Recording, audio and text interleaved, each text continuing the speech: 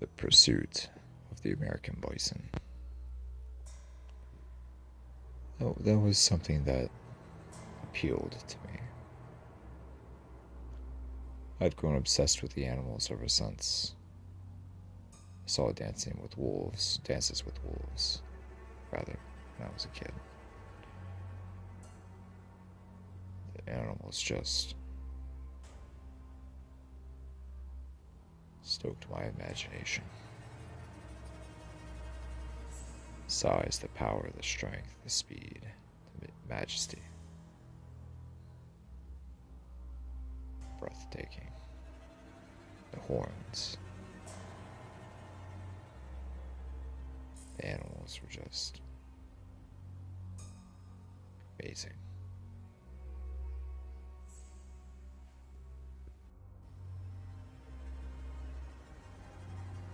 As time went by, I grew into to be an outdoorsman, a hunter, a fisherman. Mostly deer and hogs and elk, but as far as the hunting went, but really wanted to go after Tatanka, largest known land animal in North America, the bison. I had my fair share of bison meat at restaurants and occasionally from grocery stores, and I liked it quite a bit. I wanted to supply myself with the nutritious meat, along with pursuing the colossus of North America.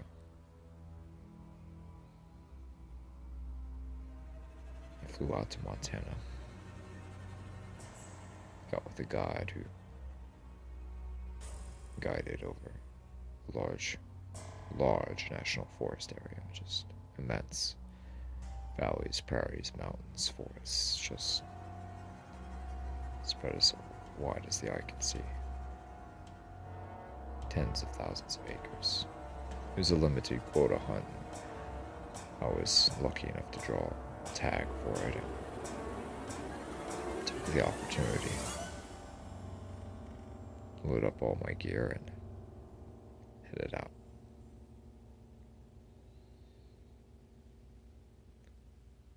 I met Alan at the airport. He picked me up and we drove out.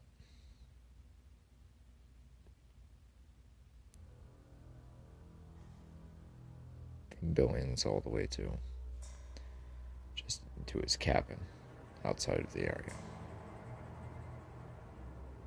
I unloaded my stuff and we headed in.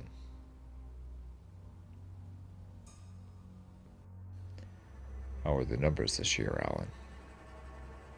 Pretty good, he said, nodding his head. They've been on a steady increase since, well, almost 100 years ago when we nearly hunted them down to extinction in this country, but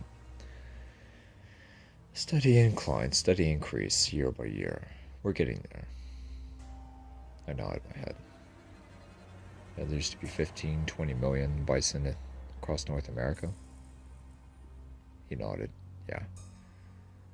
If we had that number and today, we'd probably never have to worry about anyone in the US or Canada or Mexico going hungry again.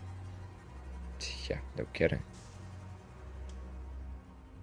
Have you seen any good bulls lately? He nodded.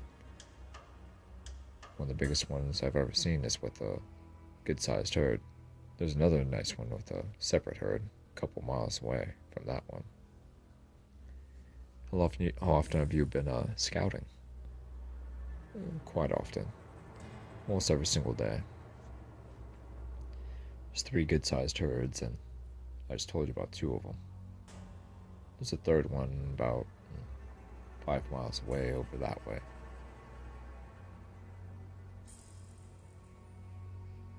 How about the other animals? How are they doing? Elk are pretty good. Despite all the wolves, I mean, that's a given. Deer are good, mule deer are good. Rocky Mountain sheep, bighorn sheep, they're doing pretty good. Black bears are doing pretty good, and the grizzly bears are really starting to make a comeback out here as well, especially for the last 30 years. Nice. Shira's moose. Every so often, not too often though.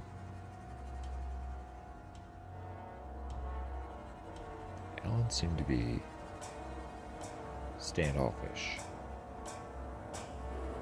Not necessarily toward me, but I felt like there was something he was hiding, something he was worried about that he wasn't mentioning or bringing to light.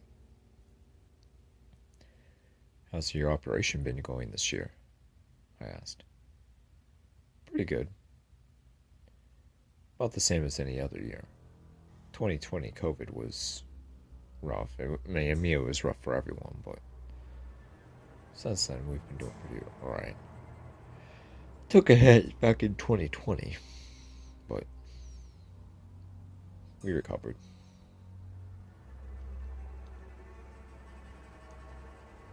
I looked at him.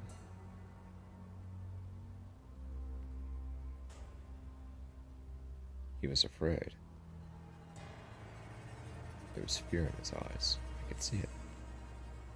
He was worried about something but wasn't saying what it was. Is everything alright? I asked. He slowly exhaled, still staring at me, not saying a word. You can tell me, I mean, granted we don't really know each other that well, but what's going on? Something's up. What's wrong? Come. You need to sit down for this. Go inside the cabin. Sit down at one of the tables. The dining room. As of late, we've been having a little issue with something. What issue? I asked. There has been something big tearing up some of our larger game animals. What do you mean big? How big? I mean, a grizzly bear is pretty big, but what do you mean big? No, this is something else. Something enormous. Just tearing through our elk and our bison and our moose. It's just terrible. Are there numbers declining that badly because of it? Not yet, no, but he remained quiet. I waited a few moments and finally the silence is becoming uncomfortable, so I broke the silence. There haven't been any disappearances in the area, have there? Not that I know of, no. Okay, I said, relieved. The problem is the reason why the game animals haven't been experiencing really bad population loss because of it is because of well, it seems that whatever it is doing this has ran out all the other predators.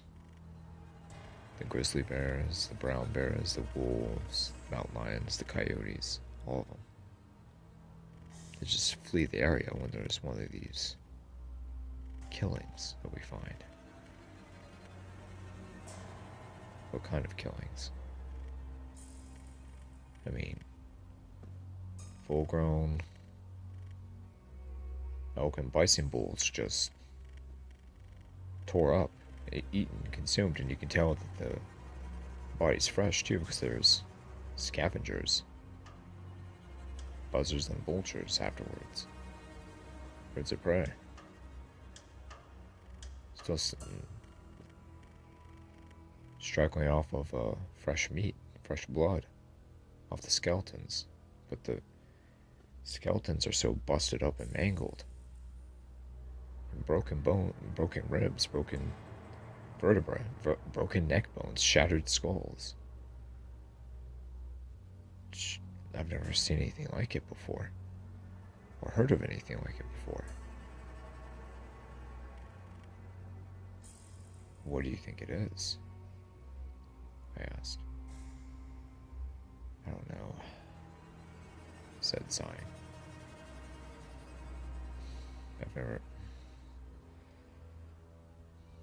Have you found any tracks? I asked. That's the odd thing, he said. When we find the carcasses, they're never in an area that leaves, or a soil type, or a ground that's soft enough that leaves tracks. It's always more hard into thicker ground that we find them in. Really? Yes, it's almost like the thing is conscious of where it's going and what it leaves behind, and I don't know, Vince, it's just too much. We don't have any saliva samples, we don't have any hair samples, we don't have any tracks, we don't have any, no nothing. We don't know what this thing is.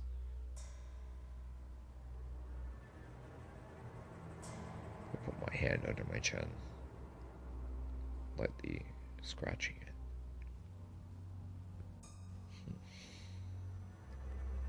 Well, I'm sure the game wardens and the police know about this, right? Alan nodded. Oh yes, they know damn well about this. Very well about this whole situation. They've been scanning the area with helicopters and teams on foot, but no clues. Not a trace. It's just keeps happening, keeps on going, and we have no idea what it was, where it goes, and it's just been hectic. Oh, I bet. We continued to talk for a little longer. The day was starting to wind down, and we had supper. Stood outside on the front patio of the cabin, the rocking chairs, just talking about more lighthearted things that hit their little issue, but still the local issue weighed heavily on my mind as it did Alan's.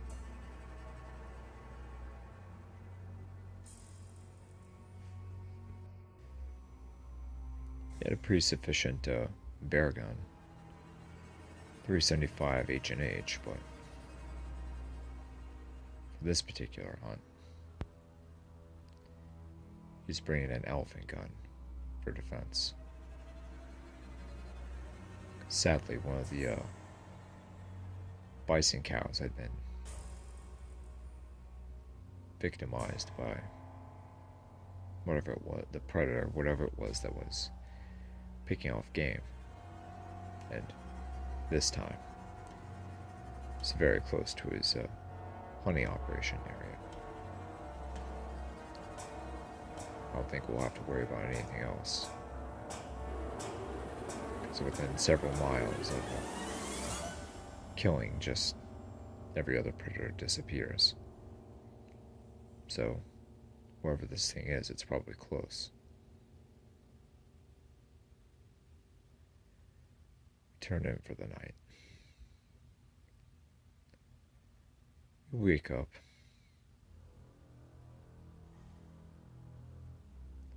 I loosen myself up. Get my target outside and begin shooting and sighting at my bow. Alan watches on, remarks on my accuracy as an archer and was impressed. How long have you been hunting for? He asked. About 10 years, I answered.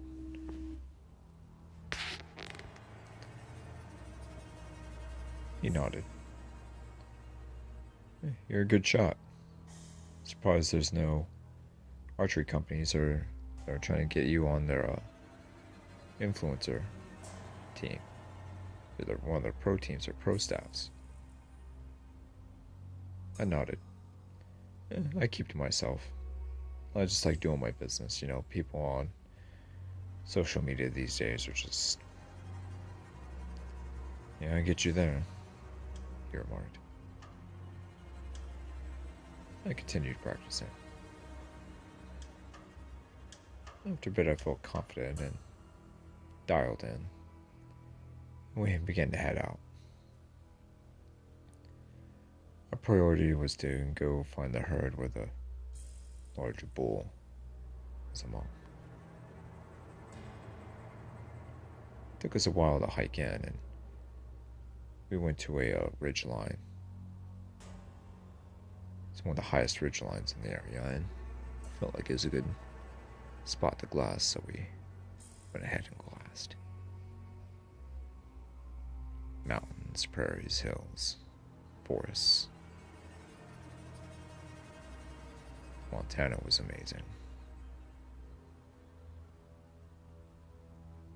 The sun was just about beginning to rise just when we caught eye of the herd. Down in a valley. About half a mile. Hundreds of individuals.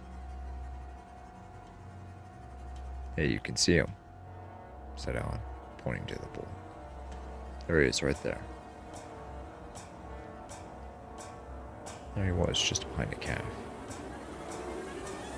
The edge of the formation. The Grand King, protecting his group. The wind was in our favor, and Alan made the call to make our way down there. Let's go, he said. Slowly and calculatedly, we headed down the ridge and down into the valley.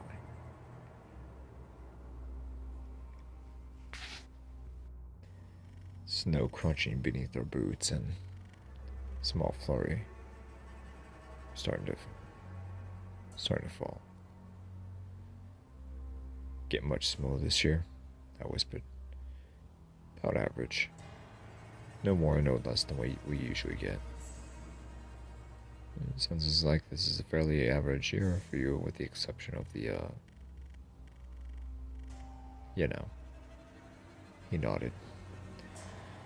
Yes, this would be perfectly normal if it wasn't for our little problem, but, you know, what can you do?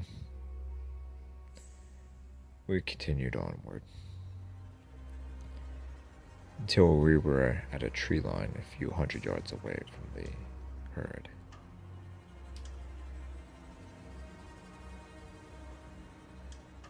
I raised my binoculars and looked. Ah, there he is, said Alan, looking behind his pair of binoculars. Right there. He whooped out his rangefinder and sighted him at 150 yards.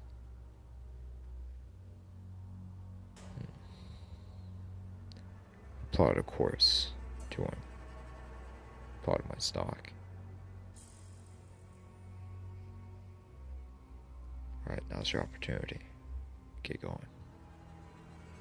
Alan whispered.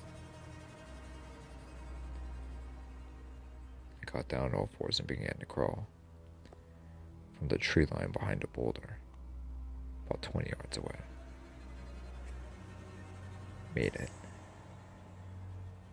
I looked and checked to see if the wind was still in my favor, and it was. Then I made my way to an even thinner group of trees just beyond the herd. About 60 yards. And thankfully I wasn't busted. Picked over just the right type of camo to put this trip in. Moved very cautiously and calculatedly.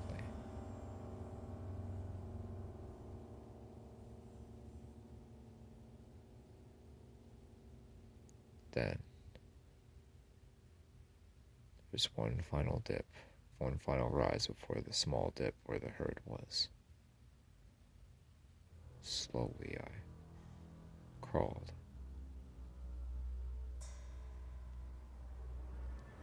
Made it to the top. Still, the herd hadn't noticed me or heard me or smelled me. The giant bull was only 25 yards away. Still unseen, I drew my bow back and my arrow pierced through the lungs of the giant beast.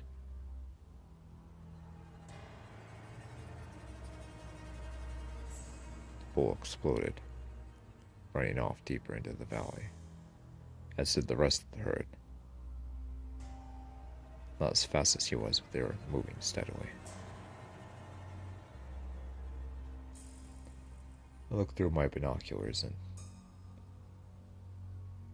the bull is down on the ground, struggling, just trying to stay alive, but it was too little too late. The old man of the plains was gone. Tatanka was no more. I bowed my head and pumped my fist in appreciation of the experience and the hunt and everything I was experiencing around me. The forest, the mountains, the trees, the hills, the rocks. All of it. Montana was just amazing.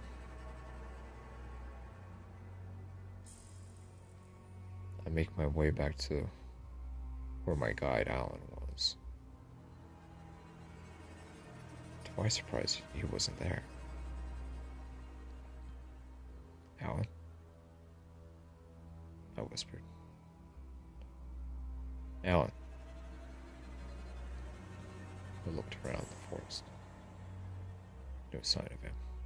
Not even a track. No tracks in snowfall? What the Alan! I called out again. But he was nowhere to be found.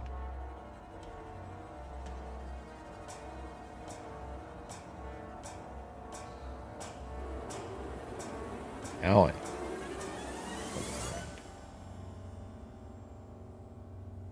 I turned back and looked at my fallen bull. The herd was a couple hundred yards beyond him now, and there he was alone, dead in the valley. Jesus, Alan, where are you?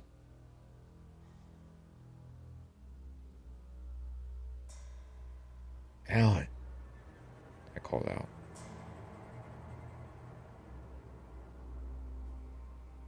I can't let that buffalo meat rot. I can't. Oh, God. I can't. I gotta find Alan, too. So I readied my. Luckily, I brought my own cleaning kit. I'd researched what was best for field dressing a buffalo, the technique, and what was necessary to do. I began doing it. I had game bags, and I started to pack out the bull.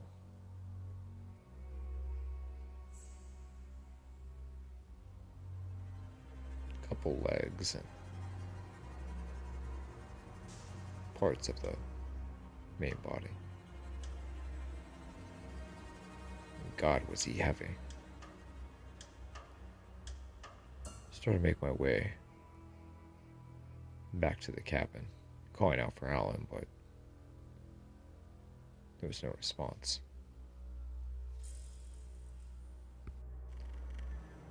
process literally took me all day to do. The hide, the skull, the meat, the bones, all of it. Separating the meat from the bones, it was just arduous. So all by myself.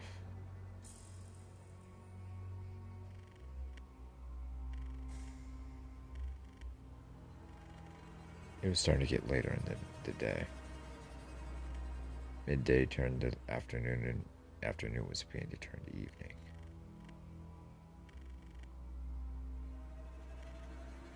I couldn't find Alan anywhere.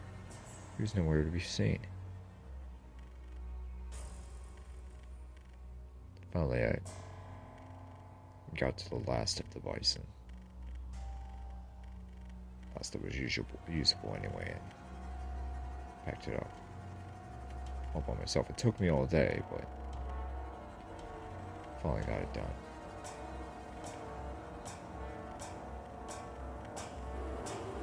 Where the sun was starting to sit up. Hear a howl.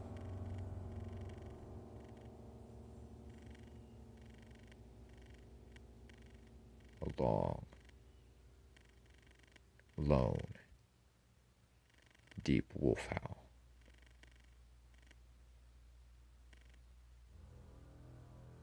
I pause. I almost thought it was a Sasquatch call. It was so long and so deep. But it wasn't. It wasn't a Sasquatch or a Bigfoot call. It was a wolf howl.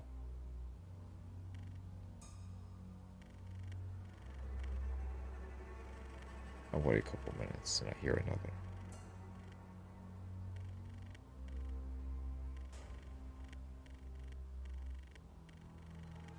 I realize I don't have my bow and a knife with me. I don't have a gun or a rifle. I look over the bison herd and they're on edge. Not a single one of them was moving. All their ears were perked up and they were on edge.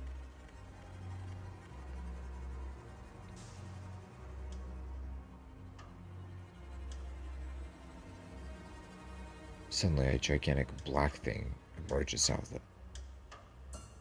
of the woods from a few hundred yards away and just starts sprinting toward the herd. I look through my binoculars and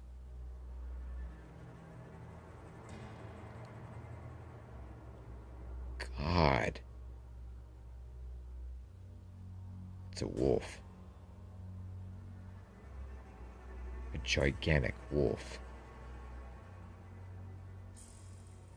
It's not a dogman or a werewolf creature. It's an actual... It looks like an actual wolf. But it's enormous. It's monstrous. It's bigger than a grizzly bear. It's bigger than a bison. It's bigger than a moose. It's bigger than an elk. It's just huge. 6, maybe 7 feet at the shoulder. I don't know, but it was big, much larger than the bison. The herd scatters.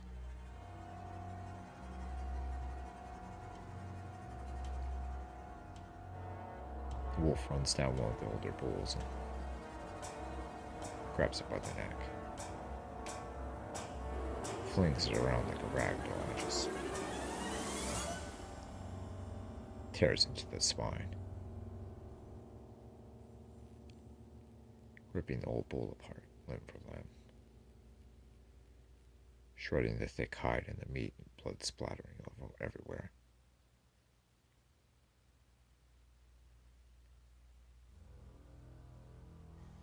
I continue to stare through my binoculars.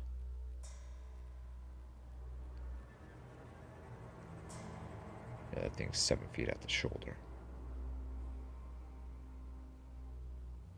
God, it's 15, 16 feet long, maybe longer than that. Maybe 17 feet long, I don't know, but it's huge. That head was just possibly large. The animal was jet black. Enormous. Huge. I looked on as the beast fed, satiating itself and getting its fill.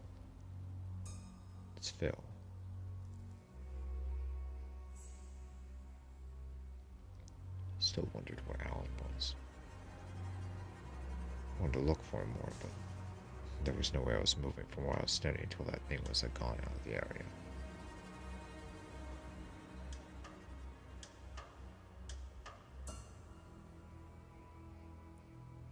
The animal suddenly turned its head and gazed right at me. How? I thought to myself. I wasn't even move. I didn't even move. I didn't make a sound. I'm behind a tree. I'm looking through binoculars and it's staring right at me from a couple 100 yards away. How does it see me? We're making eye contact literally through the binoculars. How can it see me? How does it know I'm here? How?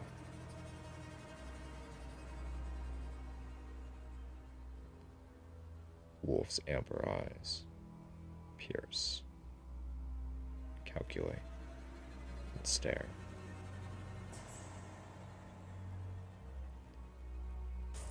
See the giant tongue flicker out of the mouth, cleaning the edges of the mouth and the teeth as it continues to stare directly at me.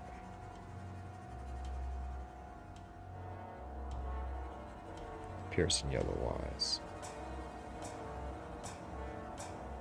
the giant muzzle, giant fangs, giant eyes.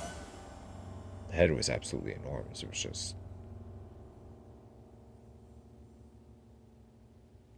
the snout was almost comparable to a crocodile. It was almost, in terms of width and length and size, it was just enormous.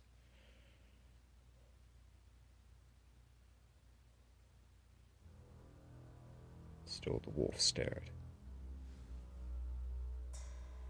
as a new, fresh snow flurry rolled in, dripping to the ground. The winter wind began to howl.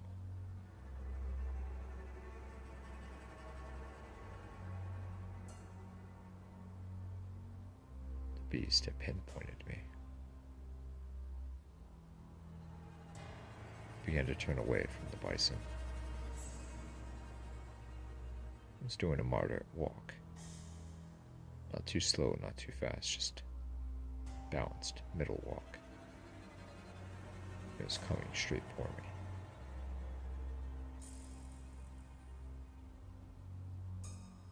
What the hell?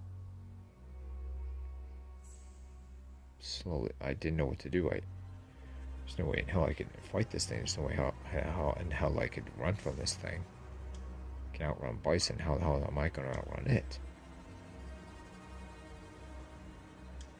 It continues to make its way toward me.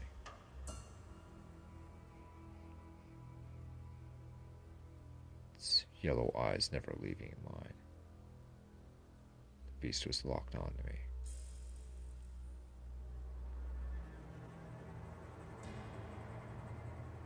Slowly I began to move backwards, into the woods, into the forest.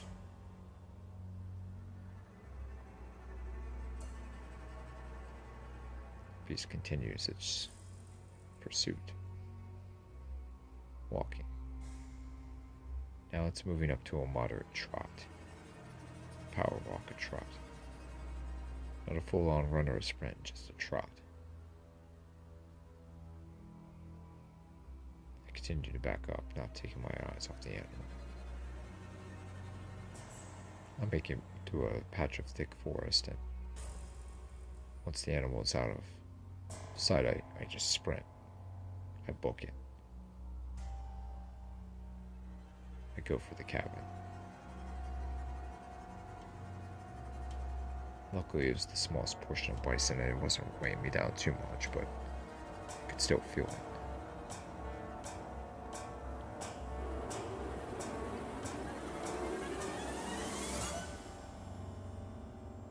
up a ravine, down a ravine. I continued to book it as fast as I could. Look back and there's nothing there.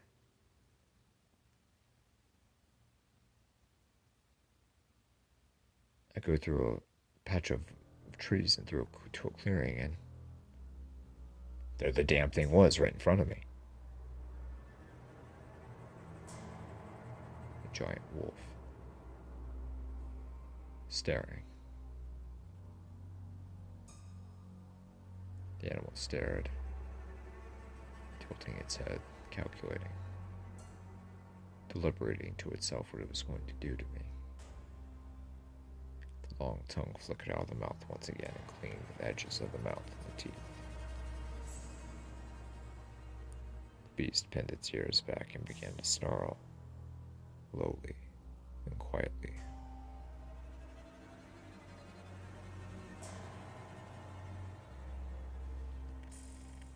Not knowing what else to do, I knocked an arrow in my bow. As I stepped backwards, I noticed red on the ground. With one eye on the wolf and one eye to the ground, I continued to scan. Fortunately, there's patches of ripped camo clothing on the ground. Also, blood-soaked bones. Turned back to the wolf, realizing what it had done.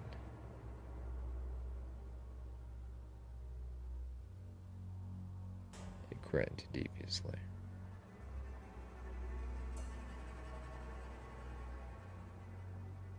Coming forward,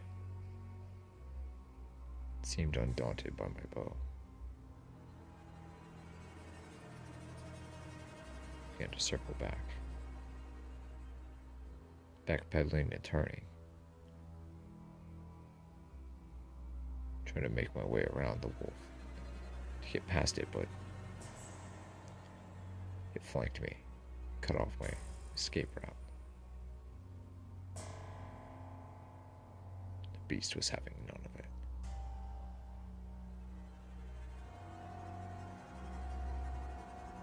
Finally, I had enough. I drew the bow. Shot for the throat. The arrow pierced. But there was no pass-through. The giant beast was unfazed. Didn't even move at the impact.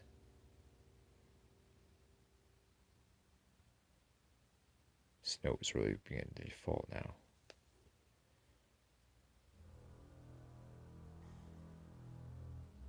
The beast was moving forward quickly, pinning me to a thick section of forest that couldn't really be traveled by foot unless you were crawling.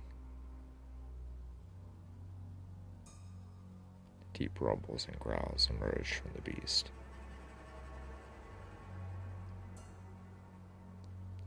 It wanted me bad. I knocked another arrow and shot, but at the chest multiple times, but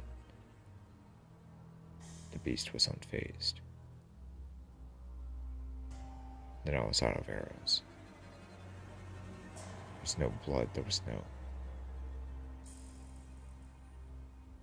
nothing. Finally, I drew my Bowie knife.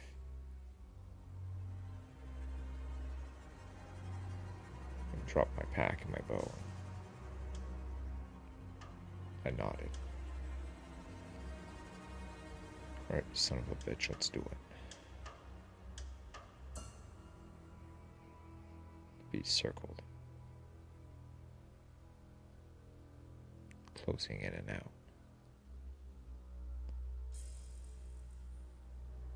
Suddenly I heard the sound of a snowmobile, along with an ATV. The wolf snarled.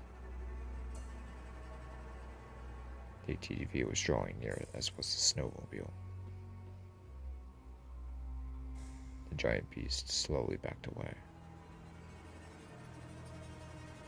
Its amber eyes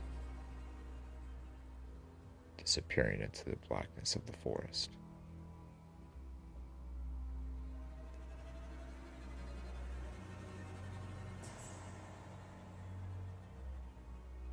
It's a game warden. A couple of them. I was saved. I told them the situation and showed them what was what I thought was remained of Alan. What happened during our hunt. Told them about the animal that we encountered, that I encountered. And for some reason they believed me. It's all good. We'll take it from here. He escorted me back to the cabin and I returned home. Still, I could still see that wolf. That giant wolf. Those eyes. Those eyes that shined right into you. I could still see them. Somewhere deep down, I knew that this wasn't over.